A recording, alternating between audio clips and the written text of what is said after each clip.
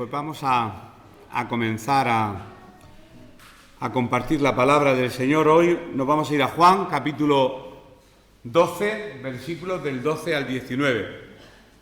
Creo que son 7 o 8 versículos.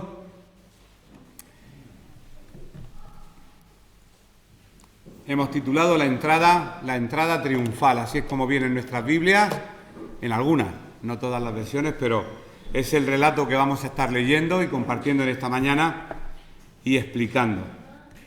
Dice así la palabra del Señor en Juan 12:12. El siguiente día, grandes multitudes que habían venido a la fiesta, al oír que Jesús venía a Jerusalén, tomaron ramas de palmera y salieron a recibirle y clamaban: Hosana, bendito el que viene en el nombre del Señor, el Rey de Israel. Y halló Jesús un asnillo y montó sobre él, como está escrito: no temas, hija de Sión, he aquí tu rey viene montado sobre un pollino de asna. Estas cosas no las entendieron sus discípulos al principio, pero cuando Jesús fue glorificado, entonces se acordaron de que estas cosas estaban escritas acerca de él y de que se las habían hecho.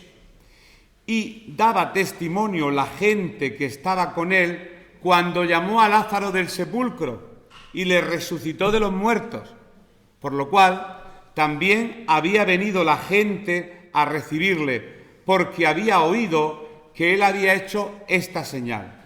Pero los fariseos dijeron entre sí: ya veis que no conseguís nada. Mirad, el mundo se va tras él. Hasta aquí la palabra que vamos a compartir en esta mañana. ¿Cuántos tipos de personas habían cuando Jesús entra en Jerusalén de esta manera? Los que estaban allí, los que le recibieron con alegría, sus propios discípulos y los fariseos. Cada sector dio su opinión con respecto a aquella entrada. Y fijaros qué detalle, que los que más cerca caminaban de Jesús, que precisamente eran sus discípulos, dice la Biblia, no entendieron nada. Si los discípulos no entendieron nada, ¿qué entendió el resto? ¿Qué entendió el resto? Los discípulos no habían entendido nada y ya estaban con él 3 años. Y habían visto milagros, resucitar muertos, andar por encima del mar, habían visto muchas cosas y habían escuchado otras tantas. Y si ellos no entendieron nada, ¿qué entendió el resto? ¿Qué entendemos nosotros? Es lo que vamos a estar compartiendo en esta mañana. Hemos llegado a lo que se puede llamar, quizás yo con motivo siempre de que llega estos días, pues para entender lo que ocurrió en aquella semana, el umbral de la última semana de Jesús, aquí en la tierra, la entrada triunfal. Se le ha llamado de muchas maneras, como fiesta, domingo de Ramos, por los ramos. Después el siguiente domingo, domingo de resurrección. Bien, pero vamos a entender qué ocurrió. Fue una fecha histórica. Se supone que fue allá por el mes de Nisan. Nisan se corresponde con marzo-abril de nuestro calendario. Más o menos por la misma fecha cuando era la Pascua, se celebraba la Pascua judía y Jesús sabía muy bien en qué fecha entrar en Jerusalén. A partir de este momento, Juan, que es el evangelio que estamos estudiando, pues lo que nos va a narrar desde que entra son todos los acontecimientos que ocurrieron durante esa semana hasta llegar al capítulo 20, que ya llegaremos, donde lógicamente veremos su resurrección. Yo me adelantaré el domingo próximo al capítulo 20 y después ya seguimos el ritmo normal de la predicación de este hermoso evangelio. Ya digo que esta última semana se le ha llamado de muchas maneras, la Semana Santa, la Pasión de Cristo, la Semana de la Pasión, pero en definitiva estamos hablando de lo mismo. Jesús ya se muestra como el Rey que es y va a hacer aquello para lo cual Dios le ha enviado, va a hacer la voluntad perfecta del Padre. Y aquí es cuando rompe el modelo que hasta ahora ha llevado. Compartía el Evangelio, los milagros, pero de una forma un poco, así como he dicho al principio, no se lo digáis a nadie, no se lo comentéis a nadie. En cierta ocasión le quisieron nombrar rey, el rey a mí no, y se escapó porque no había llegado la hora. porque nadie detuvo a Jesús. Dios permitió que le detuvieran y que le mataran cuando llegó su hora, porque todo estaba escrito, según los profetas. Por lo tanto, no fue voluntad de hombre, sino que fue voluntad de Dios su muerte y posteriormente su resurrección. Así que nos vamos a ir introduciendo poquito a poco en este mensaje, en los últimos días de Jesús sobre este planeta donde estamos, este planeta Tierra. La obra redentora de Él, redimir, pagar por nuestros pecados, estaba próxima. La victoria final, donde el enemigo Satanás iba a ser derrotado para siempre, estaba próxima. Y hoy lo que vamos a ver es el inicio, precisamente con esta entrada que hace en Jerusalén. Quedó tan sumamente grabada en la mente de los apóstoles esto que es uno de los pocos hechos que aparece en los 4 evangelios, Mateo, Marcos, Lucas y Juan, en el orden que lo encontráis en vuestras Biblias. Los 4 evangelistas narran este episodio, esta parte de la vida de Jesús. Sin embargo, como siempre decimos, aunque lo repita, pero así lo vamos entendiendo, hay un evangelio que es el de Juan y otros 3 evangelios que los eruditos, estudiosos llaman sinópticos, quiere decir que lo ven desde la misma óptica. Y Juan de lo que se encarga es de que entendamos que Jesús es el Cristo, es Dios, es el Mesías, el ungido, y lo deja bien marcado a pinceladas que da a lo largo de su evangelio. Bien, pues los cuatro apóstoles, Mateo, Marcos, Lucas y Juan, narran este hecho en cada una de sus epístolas, de sus cartas. Pero, como siempre, cada uno da una pincelada distinta. Y el ejemplo al poner siempre es el mismo. Si todos narráis una misma historia, cada uno de nosotros daremos unos detalles distintos. Y si escuchamos, cuanto más narraciones escuchemos, más completo será el cuadro. Por lo tanto, hemos leído hoy el Evangelio de Juan. No nos vamos a salir de ahí, pero sí vamos a ir salpicando alguna narración que otra de otro evangelista para completar el cuadro de lo que ocurrió, por qué ocurrió, precisamente, y quiénes participaron en aquel evento. Por ejemplo, Mateo, Marcos y Lucas, que como he dicho se les llama los evangelios sinópticos, narran, además de lo que ha narrado Juan, que ya lo hemos leído, pues narran cómo Jesús le da instrucción a 2 de sus discípulos de que vayan a la ciudad que estaba enfrente a desatar un pollino. Yo siempre que leía esto del pollino, en mis primeros años de conversión, yo nunca lo entendía, todo lo espiritualizaba, y hay cosas que sí se deben de espiritualizar, pero otras que son muy lógicas.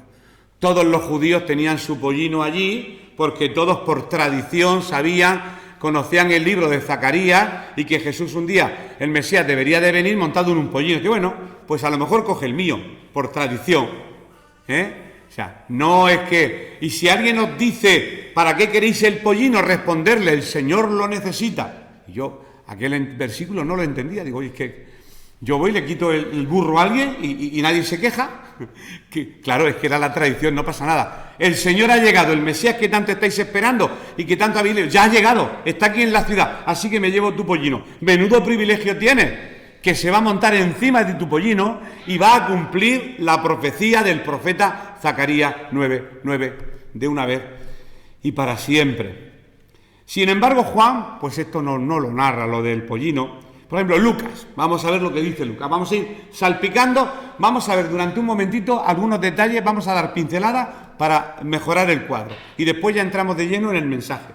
Lucas, capítulo 19 y versículo 30, solamente un versículo de Lucas, da este detalle. Por ejemplo, Lucas comienza así, diciendo, id a la aldea de enfrente y al entrar en ella hallaréis un pollino atado, en el cual ningún hombre ha montado jamás. Desatadlo y traedlo. Y si alguien os preguntare por qué lo desatáis, le responderéis así, porque el Señor lo necesita. Adonai. Y cuando oían Adonai, por si acaso, a ver si hoy es el día en que se cumple la profecía, y lo dejaban, que se llevara el asno, que nunca había sido montado por nadie para que se cumpliera la profecía. Y así entenderemos estas pinceladas. Mateo. Por ejemplo, pues Mateo, que vamos a leer otro versículo, que se encuentra en... A ver, Mateo creo que no he cogido ninguno Mateo no voy a leer ningún versículo. Mateo solamente presenta pues que los discípulos obedecieron esta instrucción de su maestro, ¿vale? Pero no la parte donde los dueños le preguntan ¿para qué te lo llevas? Marcos y Lucas sí lo hacen. Por ejemplo, ahora vamos a leer en Lucas 19. Lucas 19, 32. Aunque parezca un poco engorroso, no os preocupéis, que estamos simplemente pintando un cuadro. Después ya lo vamos a dejar bien pintado. Lucas 19, 32. Y vamos a entender por fin el Domingo de Ramos. Lucas 19, 32. Fueron los que habían sido enviados y hallaron como les dijo. Y cuando desataban el pollino, sus dueños les dijeron, ¿por qué desatáis el pollino? Ellos dijeron, lo vuelvo a repetir, porque el Señor lo necesita, el Señor lo necesita. Mateo, ahora sí es cuando vamos a leer a Mateo, que me he adelantado, 21, 4 y 5, mirad lo que dice. Mateo lo que aclara, hace una aclaración más de este acontecimiento, es que era necesario que Jesús entrara de esa manera para que se cumpliera el acto profético de Zacarías. Por si alguien no sabe lo que son las profecías mesiánicas, en un minuto lo dejo explicado. Una profecía mesiánica, Mesías, son profecías de profetas, valga la redundancia, que 700, 800, inclusive 1000 años antes de que viniera Jesús ya hablaban de Cristo. Por ejemplo, ya alguien dijo que Jesús iba a ser crucificado, ya alguien dijo que iba a ser vendido por 30 monedas, ya alguien dijo muchos detalles, y todos esos detalles se cumplieron en Cristo.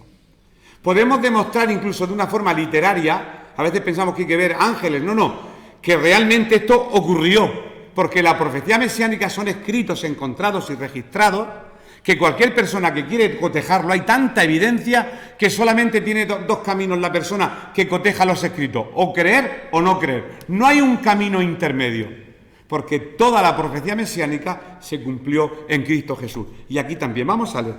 Todo esto aconteció para que se cumpliese lo dicho por el profeta cuando dijo, decida la hija de Sión, Jerusalén, he aquí tu rey viene a ti, manso y sentado sobre una asna, sobre un pollino, hijo de animal de carga. Y aunque lo está escribiendo Mateo está releyendo las palabras del profeta Zacarías. Vamos a dar alguna. Juan hace lo mismo. Juan hace lo mismo, que lo hemos leído. Como está escrito, no temas, hija de Sión, he aquí tu rey viene montado sobre un pollino de asna. Seguimos. Vuelvo de nuevo a nombrar los tres evangelios que no son Juan, Mateo, Marcos y Lucas, pues nos dicen que echaron sus mantos al suelo para que Jesús pasara montado en el pollino. Y Mateo y Marcos agregan más cosas, no solamente que echaron los mantos, sino que cortaron ramas. ¿No ves? Ya poco a poco va quedando mantos, ramas y después qué tipo de árbol. Palmera. Hay otro que lo dice, que eran ramas de palmera. Vamos a leer ahora el siguiente texto, Marcos 11, 7 y 8. Después ya no vamos a llevar esta velocidad en cuanto a leer textos, ya bajaremos un poco el ritmo. Dice así Marcos 11, 7 y 8. Y trajeron el pollino a Jesús y echaron sobre él sus mantos, y se sentó sobre él. También muchos tendían sus mantos por el camino, y otros cortaban ramas de los árboles y las tendían por el camino. Sin embargo, Juan, que lo hemos leído, nos aclara qué tipo de ramas eran, especifica un detalle más. Como cuando alguien narra algo, algunos dan más detalles y otros menos. Si cogemos todos los detalles, tenemos el cuadro. Juan, lo hemos leído, no hace falta ponerlo, el siguiente día grandes multitudes que habían venido a la fiesta, al oír que Jesús venía a Jerusalén, tomaron ramas de palmera y salieron a recibirle, ya especifica. Y ya podemos ver más o menos que llegaron con Jesús. Y si queréis, bueno, yo doy alguna pincelada histórica, hay muchas pinceladas que podemos dar. En todos, en los cuatro, Mateo, Marcos, Lucas y Juan, se narra ese cántico de júbilo del Hosana, que vamos a explicar lo que quiere decir Hosana, su origen, el origen de la palabra. ¿Y qué estaban diciendo? Cuando estaban diciendo Hosana. Y los que estaban diciendo Hosana no creían ni en Jesús. Porque una semana después, los mismos que decían Hosana decían, crucifícale. En una semana cambiaron... para que veáis cómo una tradición puede convertirse en una irrealidad. ¡Hosana! ¡Bendito al que viene! Y a la semana siguiente, ¡crucifícale! Barrabás, que sea suelto. Los mismos. Porque eran los que estaban en la fiesta del Pesaj. Aquello olería sangre porque Tenía 25.000 habitantes aproximadamente Jerusalén y se duplicaba, incluso se cuadruplicaba el número en esa fiesta, llegando casi hasta 100.000 personas. Y sacrificaran corderos.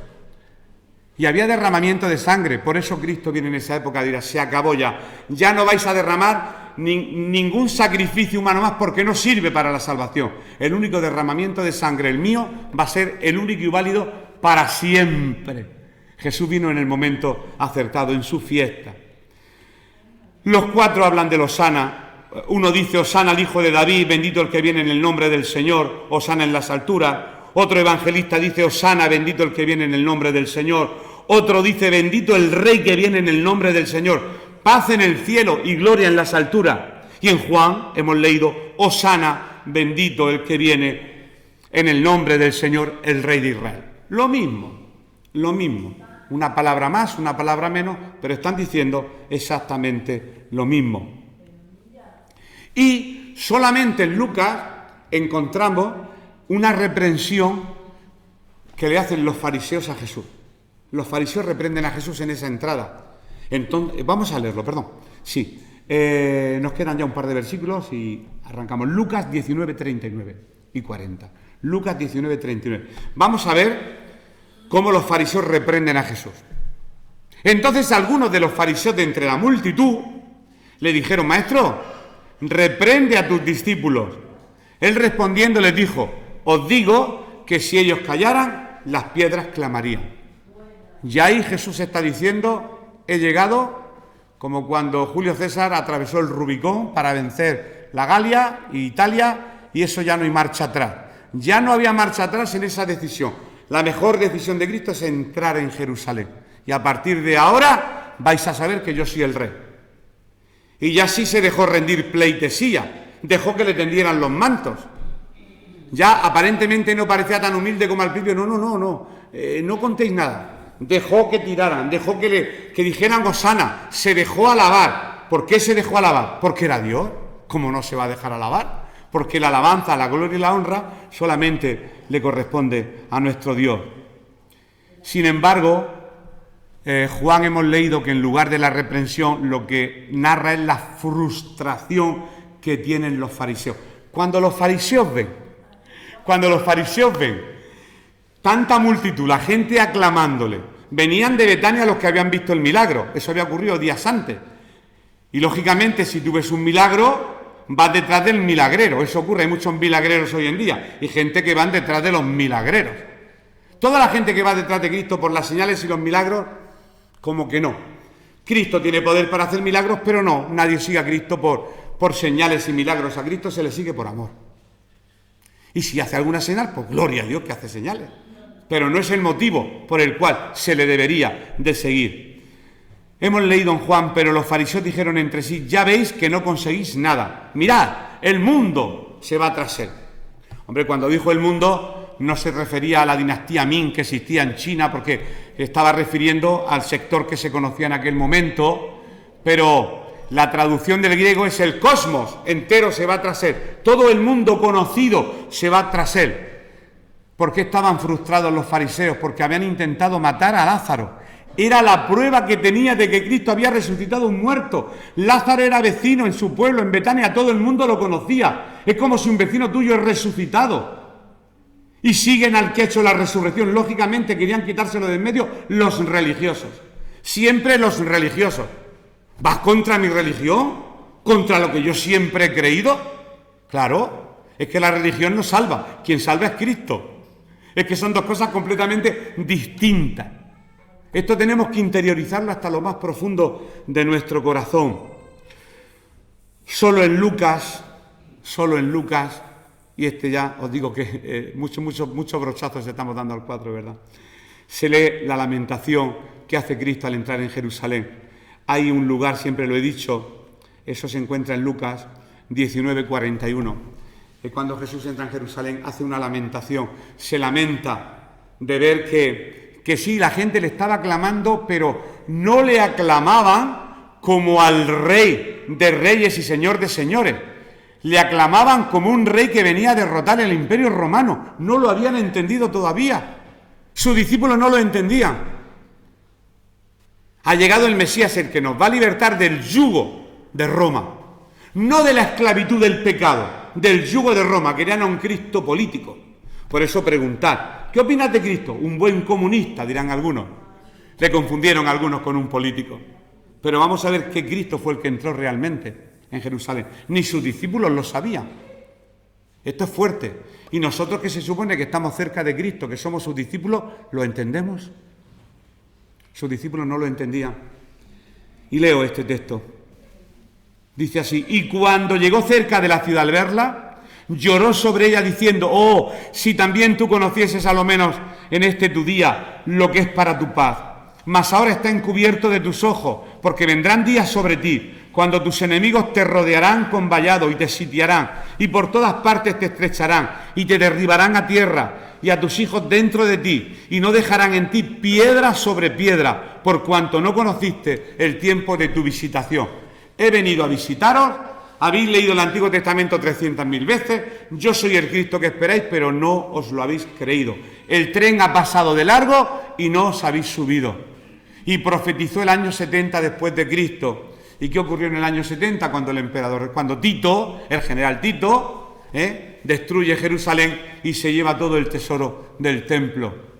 Va a ser sitiada Jerusalén. Lo profetiza en estos versículos. Y así podríamos seguir encontrando textos y textos para tener todo el cuadro de lo que ocurrió aquel día. Nosotros hoy, en esta mañana, nos vamos a enfocar en la enseñanza del relato de Juan, única y exclusivamente. Y lo otro, pues para tener conocimiento de otras cosas que ocurrieron en ese día. Vamos a leer los 3 primeros versículos que hemos leído ya. Del 12 al 15 y después el resto. Dice así del 12 al 15, para situarnos. El día siguiente, ¿siguiente de qué? Vamos a enterar.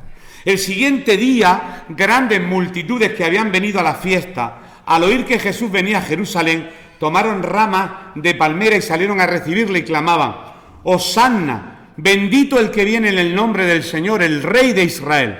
Y halló Jesús un asnillo y montó sobre él, como está escrito: no temas, hija de Sión, he aquí tu rey viene montado sobre un pollino de asno. Juan lo que hace al decir al día siguiente, como buen narrador que era, está conectando los acontecimientos del capítulo de atrás con este capítulo, con el capítulo 11 no habían capítulos entonces, esa división se hizo a posteriori para que sepamos buscar en la Biblia, pero cuando Juan escribió no puso Juan 12.1, 12.2, esas son divisiones a posteriori que se hicieron. Bien, pues al siguiente día ¿de qué? Pues al siguiente día Jesús había estado en Betania cenando, había un complot por parte de los líderes religiosos, habían planeado matar a Lázaro, porque Lázaro era un vestigio reciente. Es que repito, imaginaros que alguien que conocéis ha muerto y alguien le resucita y que todo el mundo le conoce. Menudo testimonio. Pues todos los que habían visto el milagro en Betania y los que habían oído, no solamente visto y oído, pues, entraron triunfalmente. ¡Hosana! Este realmente es el Mesías. Menuda señal, menudo milagro ha hecho el Mesías. Es cuando nos dirigimos a Cristo por las emociones. ¡Uy! Se me han puesto los pelos de punta, ¡qué alegría! ¡Uy, qué emoción! Bueno, pero los de la emoción después dijeron: crucifícale. ¿Por qué habían planeado matar a Lázaro? Porque era un testimonio vivo del poder del Señor Jesucristo. Por eso contar testimonio, que es una cosa que no estamos muy acostumbrados, tendríamos que retomarla, porque cuando alguien cuenta su testimonio, podemos ver el poder de Dios en una vida. En muchas personas lo que no ha hecho la medicina, lo que no ha hecho la psiquiatría. En uno de los poemas que recité esta noche vieja ahí en la iglesia de nuestro hermano Rafa, decía que Jesús jamás practicó psiquiatría, pero ha curado más corazones enfermos que todos los médicos y doctores de este mundo. Él nunca practicó psiquiatría. No digo que no cree en la psiquiatría, en la cual sí creo. Pero ese es el poder de Dios, lo que no ha hecho. ¿Cuántas madres han venido en las comunidades a decirnos lo que lo he llevado a mi hijo desde pequeño, a psiquiatras, a psicólogos, y no han podido hacer nada? Escuchó hablar de Cristo y mi hijo es una persona nueva. El poder de Dios. El poder de Cristo transformando vidas. y querían exterminar a Lázaro, porque era lo más reciente, el milagro recién sacado del horno que tenían para decir que no es el Cristo. Mira, Lázaro, ven para acá. Vecino, ¿qué estaba? Muerto. ¿Quién lo enterró? ¿Tú? ¿Quién rodó la piedra? ¿Tú? ¿Quién la quitó? ¿Quién lo desató las vendas? Habían testigos a cientos y no le interesaban ¿a quién? A los líderes religiosos. Esto, tenéis que hacer un ejercicio mental. ¿Por qué la religión siempre está contra la verdad? Eso. Contra la verdad, porque la verdad es Cristo. Y la religión estaba contra la verdad, contra el poder de Cristo. Sigo. Y Jesús hace pues su entrada triunfal al día siguiente de estos acontecimientos. A partir de este momento comienza la última semana, con la entrada en Jerusalén, como he dicho, y se nos dice pues eso, que grandes multitudes habían venido a la fiesta. Hemos leído que el siguiente día, grandes multitudes que habían venido a la fiesta, al oír que Jesús venía a Jerusalén, Jesús ya tenía fama, su fama ya se había extendido, y Betania tenía aldeas colindantes. ¿Te has enterado que Lázaro, el hermano de Marta y María, que murió? ¿Cómo? Pero eso es cierto. Claro, si lo vi yo, ¿cómo? Y eso corre, ahora por WhatsApp va más rápido, pero entonces era de boca en boca. Y mucha gente sabía lo que había hecho Jesús, pues fueron todos a acompañarle. Y arrancaron hojas de palmera, el Mesías, Hosana, el que viene en el nombre del Señor, bajo la emoción de la señal y del milagro, que no del arrepentimiento, ni de entender lo que Jesús estaba haciendo sobre un pollino, cuando normalmente un vencedor entra en un caballo blanco por la puerta de la ciudad y le tiran pétalos de rosa porque ha vencido en una victoria. Jesús no, porque Él no vino a derramar sangre de nadie, sino a derramar la suya propia para salvar a la humanidad. Completamente distinto. Un caballo no, un asna, la sangre del otro no, su propia sangre, rompiendo los esquemas para que el mundo entendiera que Él era el Cristo que tanto esperaba. Pero aún nosotros esperamos un Cristo también de esa manera, ¿verdad? Y cuando nos hablan de un Cristo sencillo, que vino, que nace en un pesebre, no podemos entender la sencillez de que Dios se humanara y se humillara hasta lo sumo, como dice la palabra. Esta fiesta que el apóstol Juan señala, pues ya lo he dicho, es la de la Pascua, una de las festividades más importantes, y sigue siéndolo, no sé si ayer, hoy o mañana, será el Pesaj allí en Israel. Siguen celebrándolo en el año 2025, donde muchos que vivían en el extranjero peregrinaban solo para estar en la fiesta, de tal forma que la cantidad de personas que se acercaron era lógico, había gente, pues mucha gente, multitudes le siguieron. Oye, ¿qué pasa? ¿Quién es este? ¿No te has enterado? Vente, sigue. Y unos a otros se fueron pasando la voz y por eso grandes multitudes entraron con Cristo en Jerusalén. En cierta ocasión, hay un historiador llamado, lo hemos dicho muchas veces, Flavio Josefo, del siglo I, hay un libro que él se llama Antigüedades Judías. Él narra muy bien acontecimientos, incluso nombra a Jesús como Crestus, bueno, Cristo, y Jesús, le dicen, o Yeshua en otro lugar. Él llegó a estimar que la cantidad que habría por aquel entonces, porque se duplicaba y se cuadruplicaba, llega a hablar hasta de 150 y 200.000 personas podían visitar. Hombre, no creo que Flavio contara uno a uno, como historiador seguro que sería una cifra aproximada, pero en sus libros podéis encontrar la cantidad de gente que había en la Pascua cuando Cristo entra en Jerusalén. Por tanto, no tenemos que admirarnos en esta mañana de que le siguiera tanta gente diciendo, lo repito, Hosana, bendito el que viene en el nombre del Señor. Vamos a la palabra Hosana rápidamente. La palabra Hosana es una expresión que se utiliza para pedir auxilio. El SOS, socorro, auxilio, eso es Hosana. Eso es Hosana. Y vamos a ver algún texto traducido del Antiguo Testamento para que lo entendamos. Por ejemplo, en 2 de Samuel 14:4. No sé la traducción que tengo yo aquí, pero bueno. Una mujer llega en una ocasión al rey David y le pide ayuda, le pide socorro. Bueno, era influenciada por Joab, esta historia ya la contaremos, pero dice el texto: entró pues aquella mujer de Tecoa al rey y postrándose en tierra sobre su rostro, hizo referencia y dijo, hay que poner socorro. Pone lo mismo que aquí. Socorro, auxilio, socorro, rey. La traducción es Hosana. Hosana y socorro son palabras sinónimas. Por lo tanto, Hosana es la gente de acá, sálvame, necesito tu ayuda, te necesito, socorro. Es lo que estaban diciendo. Gente que piensa que están diciendo, gloria a Dios, a ti la gloria. No, no, necesito tu ayuda. Eso realmente quiere decir hosana. En cierta ocasión también una mujer se dirige a un rey en Israel. Segunda de Reyes 6:26. Una mujer se dirige a un rey y también expresa esta palabra de hosana. Y pasando el rey de Israel por el muro, una mujer le gritó y dijo, salva, rey señor mío. La traducción es hosana. Ahora vamos a ver cómo se dice en hebreo, que es toda la traducción que se ha ido haciendo en cada uno de estos textos. Bien, la palabra hebrea es Yasha Adon Melech. Lo sé porque lo pregunté cuando estuve en Israel. Así se decía antaño en el Antiguo Testamento. ¿Y cómo fue esta palabra variando? Porque que sepáis que casi todo el lenguaje que tenemos es latino y la mayor parte griego. ¿De dónde viene la palabra fuego? Focus, fuego. ¿De dónde viene la palabra río? De ribera. ¿Y qué quiere decir ribera? Mi rival. Yo estoy aquí en un río, el que está enfrente es mi rival. Rival, ribera, río. Cuando aprendemos también, el que haga filología hispánica, filología clásica, puede entender mejor la palabra. ¡Oh, qué riqueza tiene la Biblia! Claro, si es que es la palabra de Dios. Se traduzca el idioma que se traduzca. En los originales podemos entenderlo mucho mejor. Y en el libro de los Salmos, la palabra hosana, que la vamos a encontrar un montón de veces, en el Salmo 118:25, aparece como señal de socorro y de auxilio. Cuando dice el salmista, oh Señor, sálvanos ahora, te ruego. Eso es hosana.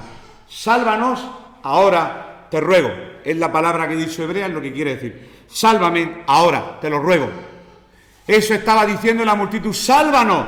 Tú que eres capaz de resucitar a un muerto, sálvame, que tengo necesidad de ti. Por la señal que habían visto. Con el tiempo, pues la palabra fue variando. Le dijeron Yasa, Yasaana, y después se quedó en hosana.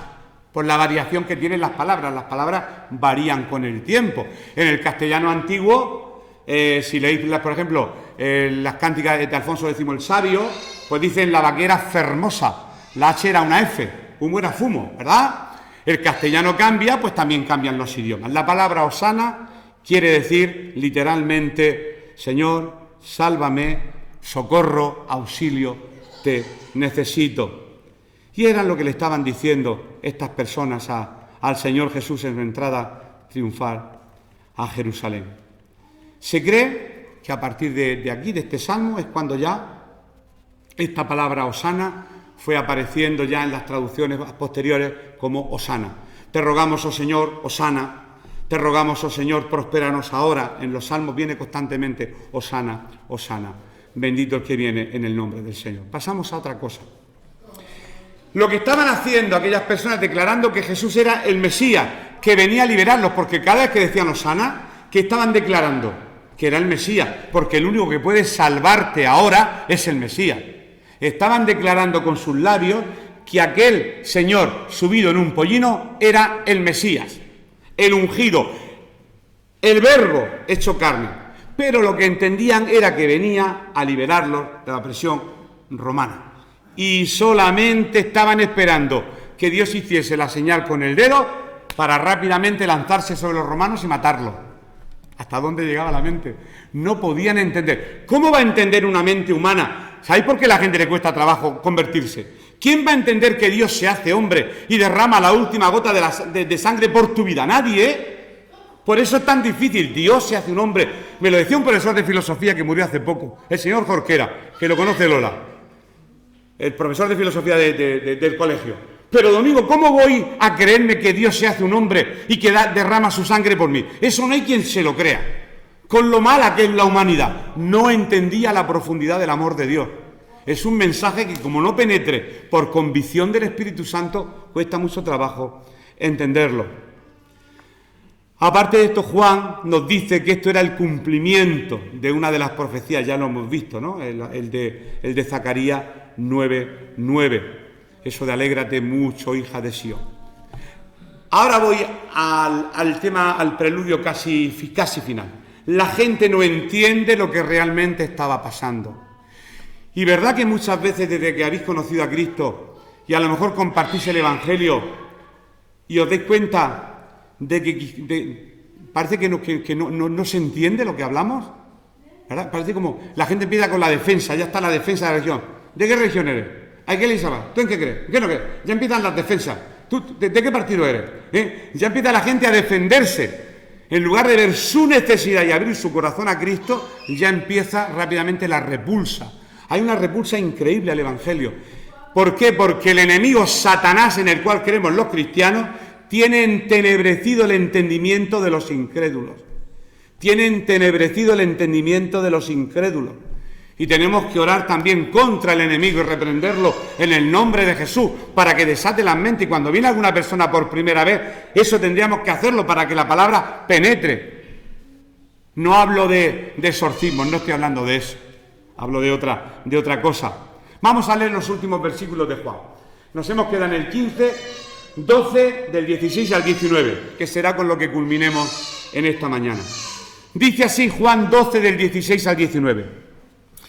Estas cosas no las entendieron sus discípulos al principio. Pero cuando Jesús fue glorificado, entonces se acordaron de que estas cosas estaban escritas acerca de él y de que se las había hecho.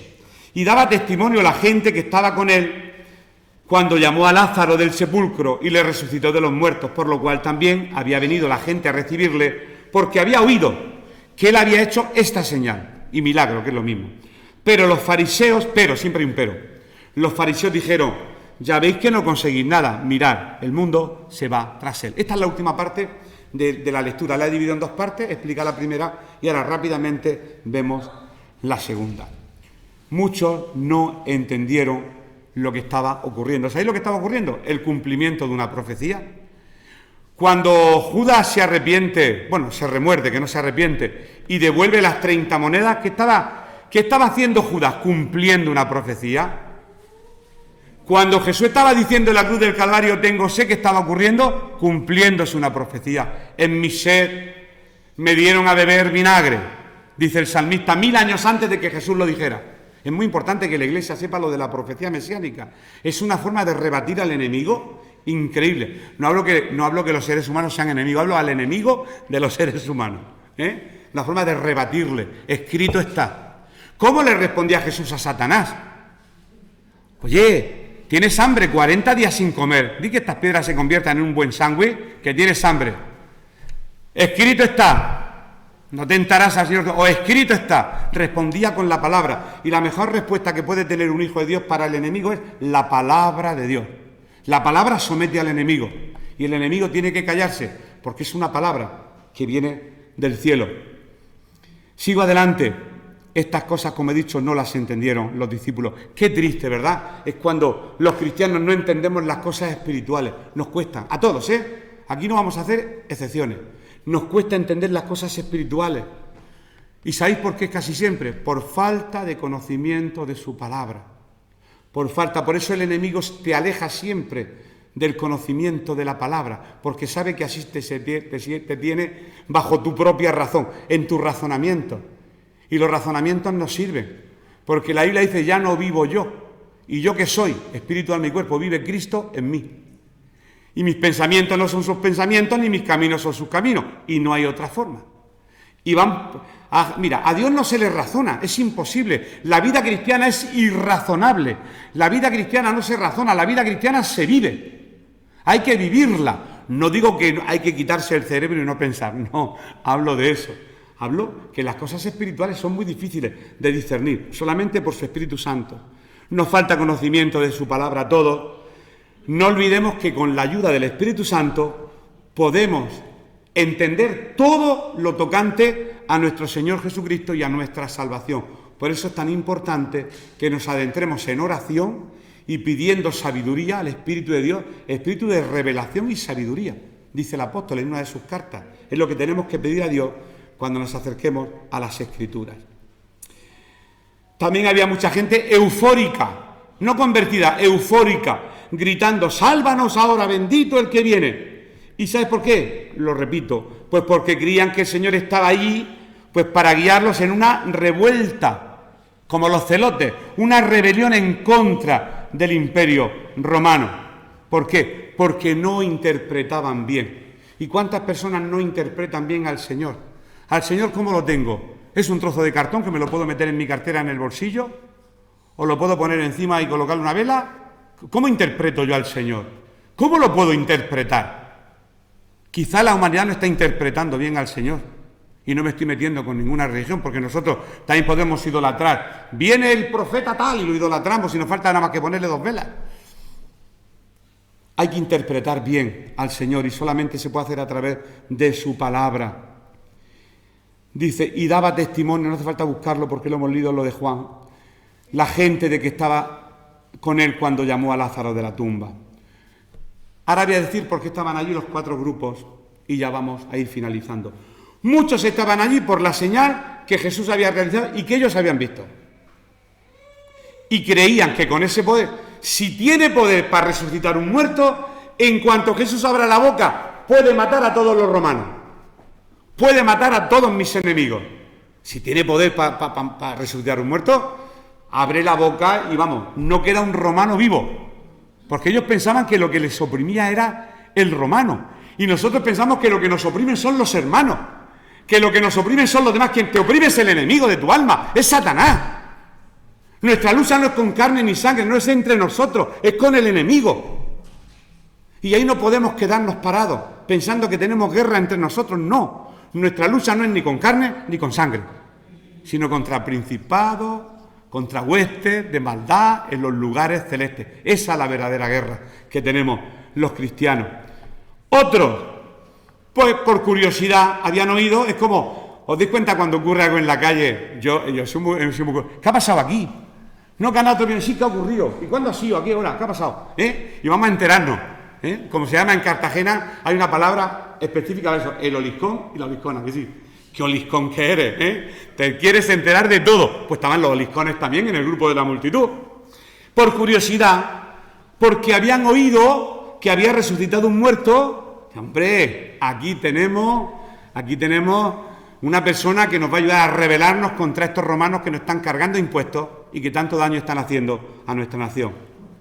Y cada uno creía una cosa y los discípulos no lo entendieron. Si realmente estas personas hubiesen escuchado el mensaje de Cristo, hubieran entendido su mensaje, que era un mensaje de gozo, era un mensaje de paz. Jesús no había venido ahí para iniciar ninguna rebelión, sino había llegado para transmitir la paz. Mi paz os dejo, mi paz os doy. Rebelión no, paz. Lo contrario, siempre lo contrario, ¿verdad? Lo contrario. Por eso pensar como Cristo es muy difícil. Como no estemos bajo el poder del Espíritu y estemos bajo la obediencia a su palabra, nuestra mente nos va a traicionar todos los días de nuestra vida.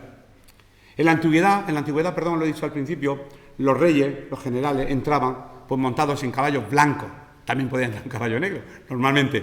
Y bueno, pues como símbolo de eso, de conquista y de victoria, en Apocalipsis hay un montón de lugares, no solamente de Jesús, sino también, por ejemplo, durante la gran tribulación se habla de un caballo blanco. En Apocalipsis 6.2 se habla de un caballo blanco. En la gran tribulación dice lo siguiente, Apocalipsis 6.2. Aquí vemos que el anticristo viene montado en su caballo blanco. Y miréis aquí un caballo blanco, y el que lo montaba tenía un arco, y le fue dado una corona y salió venciendo y para vencer. O cuando vendrá Jesús en su segunda venida. Entonces vi el cielo abierto y aquí un caballo blanco y el que lo montaba se llamaba Fiel y Verdadero. Quiere decir que no es tanto la importancia del caballo. Los humildes se subían encima de asnos y encima de burricos. Y aquí un montón de textos que no vamos a poder leer todos en esta mañana porque no es lo importante. Por ejemplo, el asno era un animal muy superusado en los tiempos antiguos. De hecho, a Balaam, ¿quién le habla? Una burra. No le habla un caballo. ¿Por qué me golpeas? Un diálogo, que eso ya lo estudiamos en el libro, lo estamos estudiando en el libro de Números. La hija de Caleb, por ejemplo, usaba un asno. Vamos a leerlo. Se encuentra en Josué 15:18. Como la hija de Caleb, acordaros, Josué y Caleb fueron los dos únicos que entraron en la tierra prometida. Caleb tuvo una hija, y aquí en Josué 15:18 dice lo siguiente. Y aconteció que cuando la llevaba, él la persuadió que pidiese a su padre tierras para labrar. Ella, la hija de Caleb, entonces se bajó del asno. Y Caleb le dijo, ¿qué tienes? Y ella respondió, concédeme un don. puesto que me has dado tierra del Neguev, dame también fuentes de aguas. Él entonces le dio las fuentes de arriba y las de abajo. Y hay muchos más textos que hablan de personas que estaban subidos en un asno, un profeta, Ezequías, Josué, muchísimos, en los libros de Jueces, en Reyes, que no los voy a leer. Abigail también, cuando fue a reprender a David, porque se había metido con su marido Nabal, que lo trató muy mal, dice, y cuando Abigail vio a David, se bajó prontamente del asno, y postrándose sobre su rostro delante de David, se inclinó a tierra y suplicó, esposo mío, ni se te ocurra meterte con Nabal. Iba subida en un asno, era algo normal. Jesús no hizo nada raro. ¿Por qué? Porque era una persona humilde. Él no entró como un general triunfante para vencer, sino como un general humilde para morir. Él no entró, repito, para derramar sangre de nadie, sino para derramar hasta la última gota de su propia sangre. Y así es como Él vino a nuestra vida, de esa manera tan humilde. Hay otro profeta que también vino en un asno, pero no lo voy a leer en esta mañana. Con esto terminamos. Podemos ver, por lo tanto, cómo este animal era muy usado en la Israel de antes y nunca un general o un rey se hubiera montado en un jamelgo, como se dice vulgarmente. Otros, por el contrario, pues estaban molestos, que es el último versículo a explicar un poco, con la llegada de Jesús. Y de manera sarcástica, burlona, se quejaban de no haberlo podido impedir. Porque mirad las palabras que dijeron, ya veis, no conseguís nada, no lo vamos a conseguir, no hemos logrado matar a Lázaro. Esta secta, se va a multiplicar como la pólvora. Hemos fracasado. Estaban diciendo aquí los fariseos, mirad, el mundo se va tras él, la multitud. Pero ni los fariseos sabían lo que decían, porque el mismo Cristo sí sabía que los que le estaban aclamando después iban a proclamar su muerte con el crucifícale. La versión de la Biblia, mirar cómo parafrasea, no hace falta buscarlo porque es una Biblia que parafrasear quiere decir, no es como el lenguaje moderno, es decir lo mismo con otras palabras, ¿vale? Un constructo de oración. Entonces los fariseos se decían entre sí, miren, nuestro plan no está logrando nada, todo el mundo lo sigue, hemos fracasado, nos ha dejado en ridículo, literalmente lo que están diciendo, no lo han conseguido. ¿Por qué? No lo voy a repetir más, porque estaban planteando deshacerse de Lázaro, pero no pudieron lograrlo para nada. Aquel domingo Jesús había hecho, esto lo he escrito, su entrada triunfal en Jerusalén, pero muchos no se dieron cuenta, como hoy en día muchos no se dan cuenta de lo que allí está pasando. Si la gente supiera que en la calle José López Martínez, como en cualquier otra calle de Cartagena en esta mañana en los cultos, se está hablando del Rey de Reyes y del Señor de Señores, se está hablando de la salvación de sus almas, ¿pensáis que la gente pasaría de largo, entraría dentro? Porque necesita salvación, necesita calmar su sed, necesita calmar su ansiedad y que harían de rodillas rendidos. ¿Os dais cuenta? La historia se repite, no se dan cuenta. Hey, somos 4 gaticos, somos hijos del Rey de Reyes y Señor de Señores, que hemos creído en el poder de Dios. Si el mundo supiera, pasó lo mismo hace 2000 años, la historia vuelve a repetirse. Voy a ir al final ya con un consejo y lo dejamos en esta mañana. Quiera Dios, es una conclusión que he puesto, que nosotros no seamos como estos que no supieron reconocer el tiempo en el que el verdadero Mesías los visitó. Hoy el Evangelio se sigue predicando y debemos creer en Cristo para que podamos aprovechar el tiempo de nuestra visitación y no nos quedemos fuera como estos que no aprovecharon su oportunidad. Cuando prediques el Evangelio, dile estas palabras a la persona que le estás hablando. Hoy es día de tu salvación. Hoy, si mañana, día 14 de abril de 2025, alguien le está predicando el Evangelio y el tren se te escapa. Tenemos que ser tajantes con la predicación de la palabra. El tren se te escapa. Si no te subes al tren, pues no vas a llegar al cielo. Es que a veces somos como, bueno, ya Dios lo hará, sí, ya, sabemos que Dios lo hará. Pero cuando uno predique, hoy es día de salvación. Hoy está entrando el Mesías en tu vida, en cuanto le abra de par en par las puertas de tu corazón. Seamos tajantes y demos gracias al Señor que un día entendimos. Y no porque seamos más sabios que nadie, yo pienso que porque el Espíritu Santo, ¿verdad?, iluminó nuestra mente y entendimos.